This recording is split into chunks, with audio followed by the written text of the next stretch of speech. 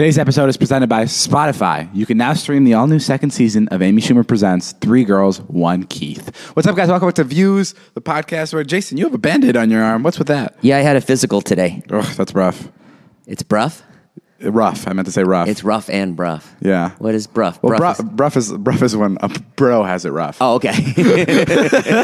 I was roll intro music. Get out of here.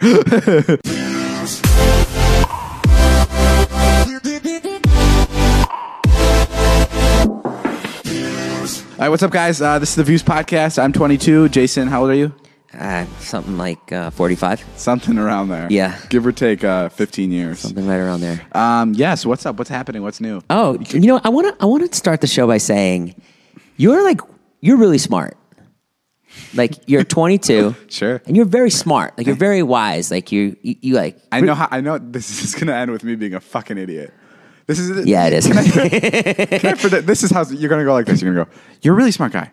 You're a really smart guy. You're honestly one of the smartest guys I've ever met. Yeah. But sometimes you can be a fucking idiot. No. No, it's not like that? You're not an idiot. This is a different story. Oh, this is just a compliment? Yeah, you're really smart. You're 22. You're really good at pranks. You pull off these amazing pranks. Like, you mastermind all kinds of things. And this is a case where, do you think you're the smartest guy in the room most of the time? Oh, is this the end of the question? Yeah. No. Sometimes? I think smartest and like street smart are two different things. I definitely don't think I'm the most intellectual. Like I don't know a lot about anything really because I don't like read or I don't like really get out much or like know anything about politics. Right. This is a case where you were so smart, you talked yourself out of a Ferrari 458. What do you mean? I don't want to bring this up. Why? I do not want to bring this up. Why not? Because it literally fucked me the other day. I can't believe you did that. You were so fucking dumb. I don't want to bring this up. Why did you do that? I don't want to bring this up. I think it's a great podcast topic. I want to stop talking about it now. David was in the car. I want to stop talking the about other this. day. No, genuinely, please. And Trisha was in the back, and Natalie was there too, I think. And David goes, "So, Trisha, oh God, I should have told you not to bring this up. Why? Because I just don't want to. I think it's a great No? Why not? It's so funny. It fucked with me so hard. Why? It's so funny. It's not funny. And so basically, David said to Trisha, "I know you're going to surprise me with a Ferrari." What I said. That's okay, not then what what'd you say? I said, we were sitting in the car, and I go, "Are you still surprising me with that 458 for Christmas?" Ferrari 458. And I said as a joke, I always say random things in the car when there's nothing to be said. And she goes, guys, I want to start crying thinking about it. You're a fucking asshole for bringing this up. She goes, "Did Jason tell you?" And I got so pissed. I was like, "What?" And she's like, "Did Jason tell you that I'm getting you a Ferrari for Christmas?" And I'm like, "What?" and I'm like, "You're what?" And she's like, "Oh," and she's like, "Did he tell you?" And I'm like, "No, he didn't fucking tell me, Trisha. He didn't tell me." And it was such a crazy moment. Because I haven't brought this up to anyone. I brought this up to Natalie after the situation, and I'm like, do me a favor and never, ever bring that up again. Like, don't ever say it. Don't ever say it. And I ruined my surprise because Trisha fucked it up. You fucked it up. Jason? That's your fault. Jason, are you out of your fucking mind? Yeah, I am out of my mind. I work with you. No. Who fucked that up? Natalie, come on, be honest. Be honest. David, right now. you know. Natalie, come to the mic and tell me who fucked it up. Natalie, come here. Come here. As my assistant, this is your job for the next 2 minutes. Okay, be honest. I don't care what Natalie's You can say me. I'm holding the mic. I think it was mutual. No, Natalie. I mean, Trisha... David, you know that Trisha is like... David should have if you known. joke with her, she's very literal. So if you say something, she'll be like, really? Like, I could say, like, I had sex with an alien this morning. She'd be like, what? Really? You know what I mean? You know how literal she is. And you've done that to me before, where you've said things and you've ruined surprises. That's your fault, 100%. It is not my fault, bro. How would I even ever assume that someone would buy me a Ferrari for Christmas? Are you crazy? Because you are very smart and you know how YouTube works and you know how people think. And you know that, like, I did not ask, that's a great video. But I would never... You know that. Bro, I literally just... You're the most savvy YouTube person here. I asked that question because it was so absurd and ridiculous. I didn't ask it because I was trying to ruin a surprise. Be honest. Are you crazy? There wasn't a little part of you that thought Trisha would do that. No, no, not a single part of me. You think I would have asked that if there was a little part of me that thought? I was like, how do I take that back? I was like, I got out of my car. I pulled the car over and I was Well, like, I guess you're not that smart. I was like, how can I go fucking back? I've never been in a situation where I'm like, let me go back in time. Please. What have I done? What have I done to fuck myself this hard? I'm so glad you did because I was like, I'm like, you can't spend $260,000 on David. You just can't. And then she's like, why? I'm like, you can buy a house with that money. I'm like, you need to buy. She's like, I don't want a fucking house. She's like, we're not getting married. She's like, we're not living together. So somehow I think it's like punishing me too in some way. I hate this. I would literally want to cry right now. Like, look at me. Well, like, that's the other things that are going on in your life. No, dude, I was broken when I heard that. You wouldn't have taken a Ferrari from her anyway. I wouldn't have, but the gesture would be amazing, and I'd give her, I'd give her all the money that it takes to actually give it to me, like, properly. Oh my God. Shouldn't have done it. Oh well. Well, moving on. You're an asshole. And Trisha, if you're listening to this, I really, really, really appreciate it. I really do. But please, next time I say something crazy, just know that I'm making shit up. I would never try to ruin a surprise like that on purpose. Walk outside at the driveway right now. Get the fuck out of here. Come on, come with me. Take a look outside. Look out the window. No, stop. I'm so sad. Okay, so this was a serious thing. I thought that was pretty funny. I ruined the surprise. And it filled 6 minutes. I was about to get a free Ferrari 458. Well, you never know. You might still get it. Yeah, well, I fucked myself. I don't want to talk about it ever again. Can this be the last time? Can we genuinely drop it? Yeah, I promise. Okay, and I know maybe I'm being like over dramatic, but it's just like, can you imagine like you wanting something so bad and then someone almost giving it to you for free, and then you fuck yourself over, by guessing it. I can't imagine it. It's crazy. It's classic you. It's just insane. It's insane. Well, it's okay. It's not the end of the world. It's very close to it. This is how I imagine it. Did you have some ghosts in here the other night? We did. We had ghosts here the other day. Nice. Nice. Well, I love when people have ghosts. It feels like everyone in LA has ghosts. Well, I don't believe in ghosts. I think it was just kind of like a mess up. Okay. So our friend Scott surprised me with a bunch of candles. And not a bunch. He didn't surprise me with a bunch of candles. He surprised me by changing my house into a haunted house. So he set up a bunch of candles around. It was like very spooky and whatever. I went to bed. Spiderwebs on the treadmill. The whole thing was Halloween custom. Whatever. It was fun. And then I went to bed. It was like 4 a.m. because I just got done posting my vlog. And I went around the room. It was dark, pitch black, and I blew out all the candles. Because I could see the candles because they were lighting up because it was pitch black in my house. Like I had all the lights off so I can see the candles because I didn't want the house to burn down. So I blew them all out, and then the next morning we woke up and 2 of the candles were on, completely on. And Natalie was like, "Why'd you light the candles so early in the morning?" And I'm like, "What are you fucking talking about? I didn't light any candles." And then we looked at the candles; they were on.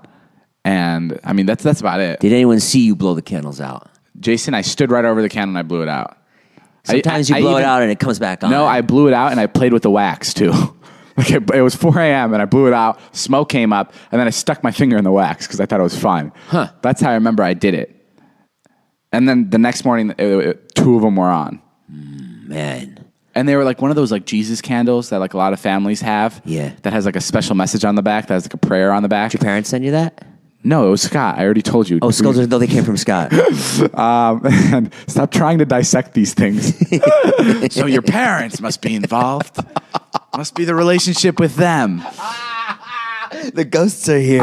Yeah, I because mean, of the love you didn't get as a child. But yeah, I don't know. It's not much of a story, but it was very thrilling at the time. Is that your first experience with ghosts in this house? No, I've hooked up with ghosts. Oh, really? Yeah. No, it is. I mean, no, we've definitely had like weird encounters, right? What happened? Like, did you call her the next day, or? No, no, we've had weird encounters with like spirits, but like, I think it's all fucking bullshit. Well, how do you explain it? Well, how do I don't know. The other day I was like, if there's a ghost in here, I was just sitting in my room alone and I was like, if there's a ghost in here, I want you to stab me in my sleep. Nothing. Nothing. And I told him, I was like, I don't want it to be like a painful stab. I just want it to be like, that's it. Like One just, clean stab. like stab me in the heart. Yeah. I probably will think it's a bad dream. Yeah. I'll wake up maybe for 3 seconds of pain and I'm out. And nothing happened. I woke up the next morning and I was back to this. I woke up next morning with a text from you, and honestly, it was kind of like I got stabbed. Like, fuck, I'm still here working with this guy. Seriously, what's going on with you? You've been talking about that lately. You're kind of going through something. I had a breakdown the other day. I don't know. Tell everybody. I won't like get too much into it because I got a text the other day from Natalie. Can you come over here and talk to David? Which never happens. Yeah. And after the streamies, congratulations, David, on your streamy wins. After the streamies, we came into the room here, and David was still editing his vlog, and Joe was sitting down, and I was sitting down, and David just goes, I've never heard him say this before. He goes, guys, I'm sorry that I yell at you sometimes. Joe and I were like, Joe and I both look up from our laptops. I was actually high. I didn't have a laptop. Joe looks up. Joe has his... I was high, so I was like, did I just hear that right? Meanwhile, David's working. I'm smoking pot outside. And Joe just looks up from his laptop, and he looks at me, and he's like, Joe doesn't know what to do. And we both got so uncomfortable. We were like, oh, my God, he's apologizing, but he wasn't yelling. He hasn't yelled at us in a while. but he definitely has. And then I think I apologized for yelling at you. No. I just had I wouldn't want to get too much into it, but I did have a little bit of a breakdown. You can't do that. I know. You can't say to everybody, I don't want to get too much into it, but my life is falling apart. No, it was honestly, the root of my problem is I'm really being fucked on my YouTube channel. And I said this, I don't want to keep, because I talk about this every podcast. Tell what's. I don't want. I'll get into that. You can't go into it because of legal reasons. I don't want to get into it yet, but I'll talk about it on my YouTube channel. I am making maybe 1/20th of what I used to be making on my channel. I mean, I am making so many. Like, I can't afford the videos I'm making anymore. Like, even like it's like even getting a party bus now is like. I mean, I still make a ton of money at other places. Yeah. Like, I'm not hurting for money, but like I'm just saying, like, if the videos were the only things paying for the videos, then I wouldn't be able to afford them. There's no way. But I'm lucky, and I sell a lot of merch. I have this podcast. I do a bunch of brand deals, so everything's good. But like, I just feel really underappreciated. Trisha in the and I try world. to pay for David when we go places now. Like, we go to Pinkberry. Yeah, we pick up his Pinkberry. I threw him some money for the party buzz. The other day we went to Olive Garden, and I was like, I forgot my wallet at home, and I was genuine. I was being genuine. I'm like, oh wait, Natalie, because Natalie came with us with me and Trisha to Olive Garden, and I'm like, wait, Natalie, don't you have my business card? We can just use that. And she's like, yeah, I left it in the car. And then I was like, on second thought, just leave it in the car. and then Trisha grabbed dinner. Oh my God. No, but it's not. This is the last thing I'm going to say, and then I want to leave it because it's just like, it's whatever. I just feel kind of underappreciated on YouTube from the whole system. I guess. I just feel like I'm getting fucked by the system. Not by like you guys. Like, you guys show me so much love and I get so much support, but like by the actual, like, you know, monetary aspect of YouTube, I feel like I'm being really underappreciated, and it really sucks. Like I said before, I'm like the 6th highest earning person in my friend group when it comes to just YouTube. Right. And I'm getting, you know, quadruple the views of other people. So it's kind of weird. Whatever. Who cares? I don't want to get into that. Let's get into more fun stuff like ZipRecruiter, because ZipRecruiter is our... Let's not talk about the most interesting thing going on this year. Honestly, let's read an ad. I'm probably going to have to start using ZipRecruiter to find myself a job. There are job sites that send you tons of the wrong resumes to sort through. That's not smart. There are job sites that make you wait for the right candidates to apply to your job. Also not smart. You know what's not smart? Using your relatives to fill in at work while you're looking for staff.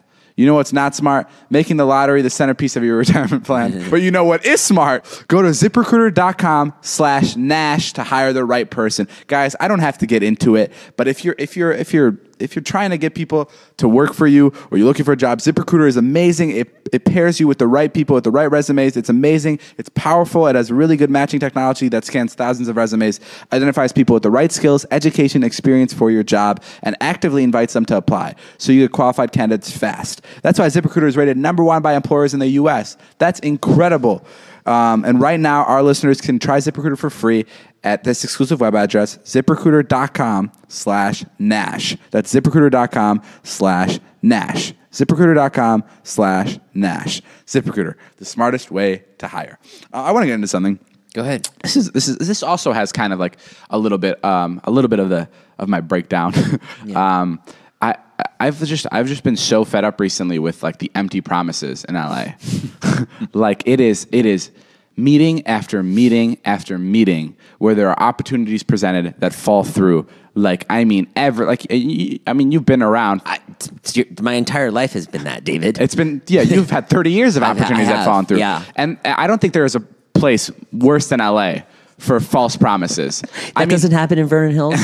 They don't say like, come down to Subway tomorrow, you got the job, and then you get there and it doesn't happen. No, this year, guys, if I was to talk about all the things that I've almost achieved, or almost have gotten to do, or almost have been a part of. For example, I would be. I don't even want to do examples. Okay. But I would be. I would be able to write a book about my year because I would be the most amazing 22-year-old person on the planet. Right. And the book, but it's just not true. There have been so many opportunities that fall through, and it's crazy because like I have meetings now, and I go, listen. Like the last 5 meetings, Natalie can attest to this. I'm like, I know what you're telling me. Like this isn't gonna work. I know you're not gonna be able to pull through. And all the people go, trust me, we're different. We get shit done. And I don't hear from them for fucking 4 weeks. And that's after me being to them like face to face. I'm like, you're not gonna be able to do this because I know how this works. You're sitting here and you're trying to fucking tickle my pickle when I know for a fact that this won't come true. And all of them are like, we're different. Trust me, we work quickly. And I don't hear from them ever. And then maybe I hear from them 5 weeks later and they're like, we just lost momentum. We can't get it up right now, but we would really love to work with you in the future. There's every call. And it's just like, I'm so over it. Like I'm going to say that to Trisha when I can't have sex. There's an over-promising and under-delivering problem in LA. Like, that's all it is. Everyone over-promises and everyone under-delivers. I don't think that's how this place should work. If I'm working with someone, I always under-promise and over-deliver. That's how you do it. Yeah, but your experience is just completely different than everyone else's. You don't work with a staff. You don't work with legal teams. You're right. No, you don't work with celebrities. I know. It's occasionally you do. And when you do work with a celebrity, it's literally you texting the celebrity. It's just to be like, hey, I'm here. Yeah, it's a mess. Well, regardless, I have a book coming out. It's called Almost. It's about how my life could have improved the last year, but almost. Trisha's been on my case lately for things that she gets on my case for things that she wasn't around for. Oh yeah, I saw this in the other day in the car. That was fucking. We were talking about one of my movies. Whenever my movie comes up, she goes, "Wait, let me set it up." We were talking about one of your movies that was from like the year 2014, 15. Yeah. Yeah, so it was a movie a while ago, like 3 years before you met Trisha. Yeah. And what did she say? She's like, how come I wasn't in that, babe? And I'm like, I didn't fucking know you then. She literally says that. One time I said to her, I wasn't in that? What she said, because I was in the car, she goes, how come I wasn't in that? All your other friends were in it. Let me get a time machine. I didn't know you for 3 years. One time I told her I was going to do a one-man show, and she goes, oh, great, babe, can I be in it? I'm like, it's a one-man show. It's just me. That's fucking amazing. Wow, that was a weird, awkward pause right there. No, I liked it. Why'd you like it? Because I'm trying to get you to connect with your feelings right now. I am. I'm worried about you. Oh my God, please let's drop it. You can't call me for meetings in the middle of the day. You can't say things like, I'm really sorry that I yell at you a lot. You can't be nice all of a sudden. We went to Vivid Entertainment the other day. Oh, lots of fun. Yesterday, we met with Stephen Hirsch. You know, I looked up his net worth. Did you see my video? $100 million. Really? Yeah, that man is worth. He's done all right. That's crazy. Good for him.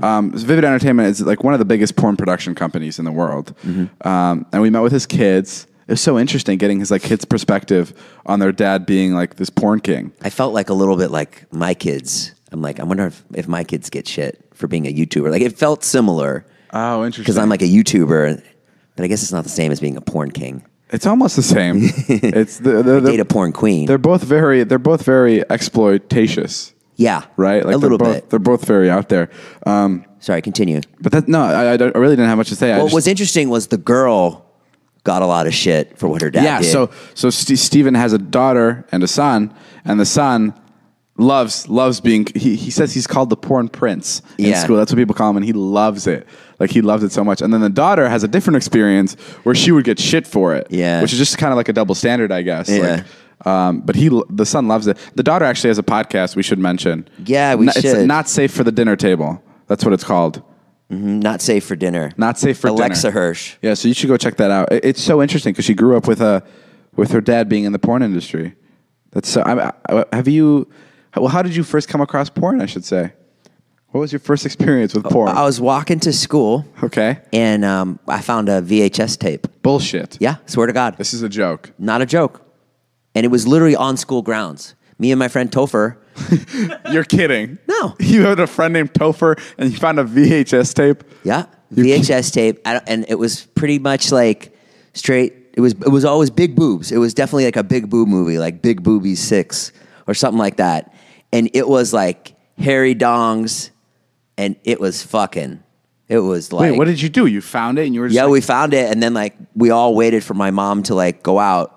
Like she was at work. So you knew what it was right away when you found it? When I saw the cover, I was like, fucking yes! I was like, yes! Yes! I'm like, finally! I'm like... Like finding a golden ticket. Yeah. Like golden ticket I Taco Bar. couldn't believe it. And it was like passed around with all my friends too. Oh, wow. Someone would like take it for a while. And you put it into the VHS player. How old were you? I was probably like 15 or 16. Okay, and you put it into the VHS player and you and your friend watched it? Yeah, like 4 of us watched it. 5 of us watched it. Wow, what was that like? That was your first time watching porn? Yeah, it was just like, oh, cool, this is great. I mean, it was it was just silence. It was just kind of like you're watching A Star Born. A Star is Born. Yeah. no, like you're actually watching a real like star. Like you're watching a nebula explode. Like well, yeah. But when was your first time? My first experience with we were in my digital film class. What? Yeah, and this kid Felipe was such a fucking interesting guy. We went into first of all, I should say this about Felipe. We went to a camping trip once, and we were all in we were in a bunch of bunk beds. Like it was like 4 bunk beds on top of each other. Like it was big, and it was just kids in one huge room. It was one big room and 8 bunk beds with 4 bunks on each one. So it was a bunch of kids in one room, no teachers, nothing. And it was just one cabin. And it was like, I'm telling you, it was one room. Like there wasn't a kitchen, it was just one big room. And in the middle of the night, we're all cracking jokes. And Felipe yells, "Midnight service!" And he gets completely naked and goes into each one of our bunks like with his balls and rubs it all over us as we're sleeping. And we're all fucking cracking up. We're all like having the best time. And he's running around and like everyone thinks it's so funny until Felipe chooses your bunk. And we're just like fucking Mike's getting fucked with and Felipe has his balls in his fucking face and we're like, fuck you, Mike. And then all of a sudden Felipe makes eye contact with you and he hops over from one bunk to the next and you're like, fuck. And then Mike's laughing at you now. And it was the best. That was like one of my fucking most like the funniest memories I have. That was in camp. Okay, that's like the best camp story. Like if you don't go, if someone doesn't whip out their dick in camp, you didn't go to camp. I went to camp. I used to just go cry outside every day. Yeah, wasn't my experience. There was those kids too. You went to camp? Yeah, I went to camp. My parents made me go to a camp once, and then it was awful. I hated it. Why? I just didn't like other kids. Is it because they didn't like you? Probably. No, but anyway, Felipe. So what happened to Felipe? Well, I'm telling you how I first came across porn. Yeah. Felipe was the guy that introduced me. We were in my digital film class. We had like a work day to ourselves, whatever. The teacher was sitting at his desk, and there's 4 kids huddled around a phone watching porn. And I came over, and I'm like, "What are you guys doing?" And he's like, we're watching porn. Come watch. Come check this out." And I'm like, "Ew, what the fuck is wrong with you guys?" I literally said that. I was like, you guys are fucking disgusting." And they go, "Come on. Who cares? You do this at home." And I'm like, "I've never watched porn." And this was just me having a conversation with Felipe. So the other 3 boys are still watching. And the second I say I've never watched porn, it's like I was porn because everyone just fucking turned to me. and everyone was looking at me, and they were like, "What?" I was. Were you lying? No, I wasn't lying. Oh, you weren't lying. I thought porn was disgusting. Right. Like I thought when people jerked off, like I thought that was like a joke. Right. I thought masturbation was like something like disgusting people do. So they all turned at me and they're like, "What are you saying? Like you've never jerked off?" I'm like, no. And I wasn't even like kidding. I was disgusted. I'm like, "You guys have touched yourselves?" And they're like, "Yeah, I literally do it every night." And I'm like, "What?" And then I went to my lunch table, which was like mainly guys. There was like maybe 4 girls. And I was like, "Guys, I don't know how to bring this up, but..."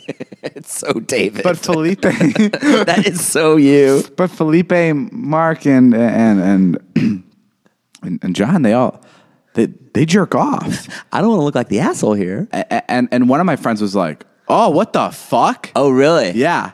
And then my other friends were like, hold on. And I feel like this is the first time we all talked about it. And then we had a discussion about whether or not it's okay.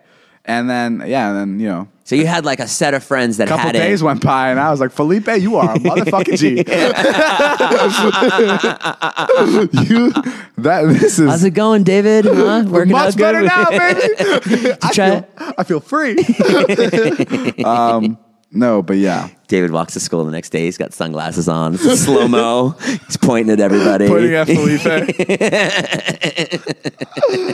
Masturbated for the first time. No, but yeah. I mean, that was the first time my encounter with masturbation. But guys, now we have a segment that we like to call Joe's Teeny Weeny Podcast. It's a 25-second segment that we gave to our friend.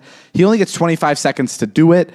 It's really quick. I'm putting the timer on now. His name is Joe, and this is his Teeny Weeny Podcast. Go. Welcome back to Joe's Teeny Weeny Podcast, the #1 rated mini podcast within a podcast. And today we have our very first guest, David Dobrik's assistant, Natalie. Natalie, how are you? Hi, Joe. I'm doing so great today. That is all the time we have for today on Joe's Teeny Weeny Podcast. Thanks for stopping by, Natalie. Anything else to say? No problem. Thanks. All right. You have 7 seconds. Wow, we can plug my Twitter today. Guys, follow me on Twitter at It's Joe. That's all the time we have. Joe, I still to this day I am surprised at how little you say during 25 seconds. I feel like we get more done in 25 seconds, and we don't look forward to this all week. We have 40 minutes to kill, and I still feel like we talk about more in 25 seconds. You really make the 25 seconds feel like an hour. And I think maybe that's what's so amazing about you is... Yeah, when you called out 7 seconds, I was like, fuck. Yeah. 7 seconds left? Yeah, I was like, holy shit. Get me fucking over this. Yeah, that's something else. Well, thank you for joining us, Joe. Thanks for the opportunity. How's Vardon's family? They're great, but listen, before we can go anywhere else, Gotta pay the bills. We have to pay the bills. And Stitch Fix is... I got my Stitch Fix. I have a new outfit. It's an online personal styling service. I have it on right now. Oh, really? Doesn't it look great? Oh, I was going to say you look extra fly today. Dope. Stitch Fix is an online personal styling service that finds and delivers clothes, shoes, and accessories to fit your body, budget, and lifestyle. Just go to stitchfix.com/views and tell them your sizes, what styles you like, and how much you want to spend on each item. You'll be paired with your very own personal stylist who will handpick 5 items to send to your door right away. Then you try them on, pay only for what you love, and return the rest. Shipping, exchanges, and returns are always free. There's no subscription required. You can sign up to receive scheduled shipments or get your fix whenever you want. Stitch Fix styling fee is only $20, which is applied toward anything you keep from your shipment. Get started now at stitchfix.com/views, and you'll get an extra 25% off when you keep all 5 items in your box. That's stitchfix.com/views to get started today. Stitchfix.com/views for 25% off when you keep all 5 items in your box. Whew, holy cow. You doing any Christmas shopping yet, Dave? I have not, but Joe just handed me an article. Can I read this to you? New Jersey pooper attendant pleads guilty to public defecation. Excuse me. Sorry, I am an idiot. Former high school student superintendent in New Jersey has pleaded guilty to public pooping on a local high school's track and football field. That's amazing. That's a town over from that. That's a town over from where Joe lives. He will have to pay a $500 fine and court cost. He's a 42-year-old, and he took a shit on the football field. That's the year you take shits on football fields, I can tell you, as a 45-year-old man.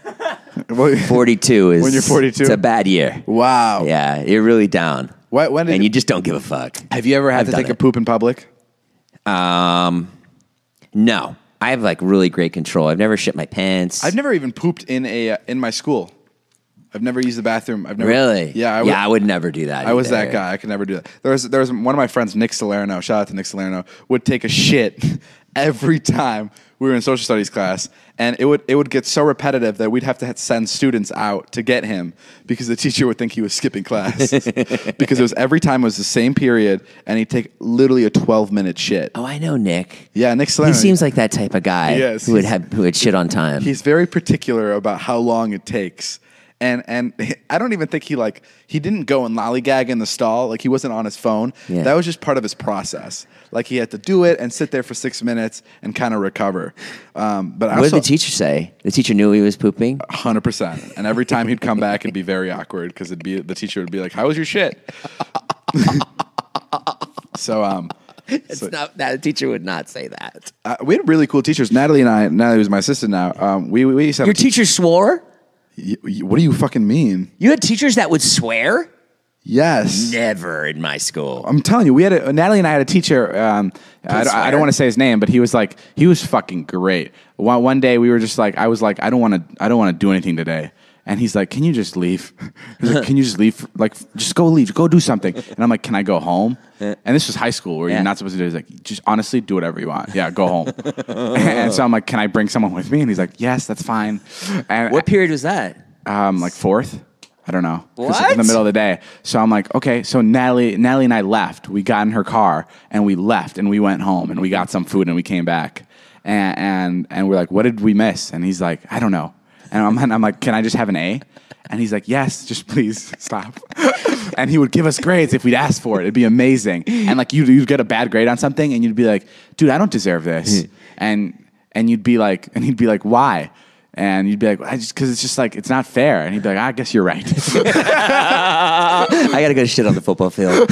He was fucking He sounded great. beaten down. And I learned so much more from, no, he wasn't beaten down. He was like a real person, right? He was very cool. Yeah. I'm saying more that I'm making him sound like he didn't care for us. Yeah. But he was very chill. That's the way. Right. And I've learned more from that guy than I have from any of my teachers. Really? Because that laid back attitude is exactly like what gets shit done. Like being like, the uptight teachers that make you turn in shit on time, it doesn't teach you anything. That guy taught me so much because that guy was personable. And and the thing is, when he did get serious, I respected him a lot more because I'm like, oh, he's getting serious. And Right. he doesn't get serious with me. So now I have to respect him. I have to give him my attention. Oh, that's so interesting. Like, and he was a cool teacher and he was someone like I took a lot from.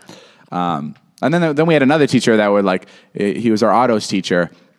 I've told you about this guy, and we watched all the Fast and Furious movies a couple times. That was like our lesson. Yeah. In your shop class. In the shop class. And it kind of relates. Yeah, it was great. It is. I mean, it is metal. Sometimes he'd start class and he'd be like, "You guys want to go in the shop today, or you guys want to watch Fast and Furious?" And we'd take a vote, and there was always 3 kids that were like, "I guess we'll do the shop," but everyone else was like, "No, we're gonna fucking watch Fast and Furious." I relate to people. And then there'd be someone on their phone during Fast and Furious, and Yeah. he'd be like, "Hey, Andy, you're off your phone." This is the best part. So You're gonna miss it. yeah, no. So he'd be great. I feel that way too. Like my favorite celebrities are the ones that have completely real moments. Like Dave Chappelle is my favorite comedian. Sure. Because number one, I think he's the funniest, but also like he walked away from his Comedy Central show. He had like a huge breakdown, and I just admire him for that. I don't know why. He just makes him so much more human. He had a real breakdown. Well, he was getting paid a ton of money by Comedy Central to do his show, the Chappelle Show, and he walked away from it because it started to like drive him nuts. Oh wow. I'm doing like a really like soft version of that story because I don't know the whole story. But he did walk away from like $50 million. But then like ever since then, I'm always like, he's so fascinating because like It's a lot of money. yeah. It's crazy. And then it took him like another 10 years to come back and have these 2 awesome specials on Netflix. But when you saw those 2 specials, you were like, damn, like that was 10 years that he worked and Wow. and came out with something great. This is kind of cool. Have you ever passed up on a lot of money? Yeah, when I had this friend David who I was doing a podcast with. I remember that. And someone offered us $1 million. And David said, no, I don't think so. Someone offered And then eventually this is great. You got it. My friend David, he's great. It wasn't $1 million. He's a YouTuber. It was $700,000, I think. I think I told you it was $700,000. And it was really funny because the company who offered it to us folded and we would have just got the money. But my friend David, he does things differently. So yeah, we passed on it, but we're better. We're stronger now. Yeah. Who needs? Then you wonder why you don't have any fucking money, you dumbass. Who needs that money? Because it was going to hurt our podcast. Why? Because we were going to be on some shit fucking app that no one gives a fuck that about. died. It doesn't mean the content was going to change. I don't give a fuck, we would have bro. pocketed the money. You'd have the Ferrari in your yard right now. I'm not selling out for some fucking asshole app. I'm serious. Go outside. Look out the window. Get the fuck out of here. I told you also not to bring it up. Oh, fuck. I'm sorry. Guys, well, honestly, that's not all the time we have. I have a time for one more story. Man sets home on fire after using blowtorch to kill spiders. Jesus, David. It's too close to home. Have you ever killed a spider? I'm actually worried that's going to happen. This is how I relate all the stories. Jason, have you ever been in a situation where you've murdered a spider? I murder them all the time. I always wonder how easy it is to set your house on fire. Why are people so scared of fires? Fire. Oh, really easy. It is? Yeah. If I hold up a match to the wall, will it catch? No. Hold my mic, Joe. Yeah, but like, what is it? Like, what takes it? Like, how do you set it on fire? Oh, you need like a gas leak, right? I can't just. Yeah. I don't know. I just can't. You got to catch it somehow. You could probably put the couch on fire with a match. Really? Yeah. I have like a hard time understanding like how like one candle can set an entire house on fire. If it hits the drapes. Oh yeah, if and then it goes up. Fire's crazy. Fire will take you out. Yeah. I mean, yeah. It's pretty wild. How was ask me about my kids. How I know you care. How are your kids? They're great. Yeah. Who cares? I drive another kid in the morning. Oh, you drive a new kid now? Yeah. Why? His name's Sean, and he talks like this. And he has he's like from the South, and he's a really cool kid. Whoa. And he talks plays like that? trombone. And then He talks nasally or like with a British accent? 'Cause you're doing both. I think it's a Southern accent. Oh, okay. It's just like a little Southern What is twinge. his name? His name is Sean. Sean? Yeah. And he goes by the nickname Big Shahoon. Keep talking as him. I think it's really funny. Well, and I'll beep in the morning, and he comes in and he's got 4 items every morning. He's got a notebook, a lunch, a tuba, Yeah. and a really heavy backpack. You know what's amazing about this podcast?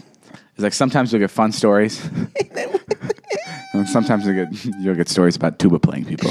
And you know what? I'll get a ton of tweets later, and they'll be like, "We were loving the story about Sean." No, I actually until David cut it off. I actually do like the story. No, it's boring as shit. No, he has a big backpack. And then just say one more thing in Sean's voice. He got in the car the other day, and because his mom is they're really into music in the family. His mom's like a composer and whatever. And they're a very musical family. And he gets in the car and he goes, I went to the Follies the other night down at the school. I went to the 7th grade Follies, and the performance was just uninspired. How old was he?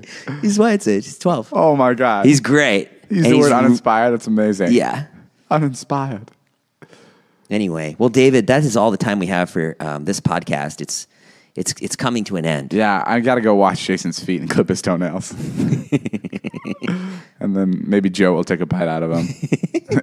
What do you want to say to everybody before you go, Dave? I'm still trying to sell the ad space to a brand. I still have Wednesday and Friday up for grabs. This is where my story comes in. I've talked to so many brands where they're like, yes, we'd love to do this. But if you're taking a long time to say yes to it, it's a no. It's a no from me. Like, you can't. Like, if you're going to hop on this, send me an email and be like, we're ready. We have the budget. Let's do it. And let's get it done.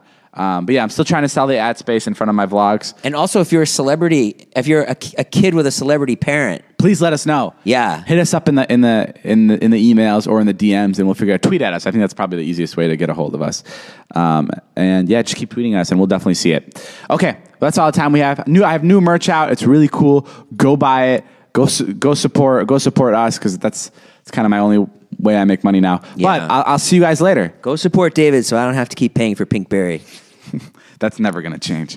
Wow, the fucking tides have changed. The tables have definitely Pray for changed. David, guys. Pray for David. No, guys, I'm good. Definitely, please don't feel bad for me at all. No, don't feel bad for No, him. I'm literally, everything's so fucking great. I'm just complaining because it's my podcast and I get to do whatever I want. So I'll see you guys later. Bye.